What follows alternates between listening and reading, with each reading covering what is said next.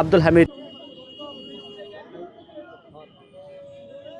5 আগস্টের আগে যেগুলো শেখ হাসিনা অপকর্ম করেছে সেই অপকর্মের শাস্তির দাবিতে মূলত এই প্রতীকী ফাঁসির আয়োজন করা হয়েছে। এছাড়াও ঢাকা বিশ্ববিদ্যালয়ে যে শেখ হাসিনার ছবি ছিল সেই ছবিটি সরিয়ে ব্যঙ্গাত্মক ছবি তৈরি করার কারণে মূলত এই প্রতীকী ফাঁসির আয়োজন করা হয়েছে।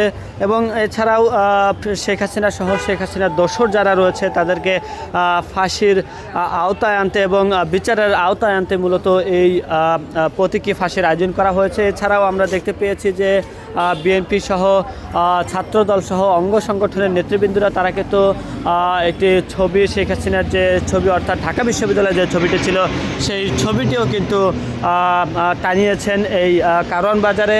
এবং এই আয়োজন শেষে কিন্তু তারা যেটি জানিয়েছেন যে এই যে শেখ হাসিনার যে অপকর্ম এবং সেই আব্দুল হামিদ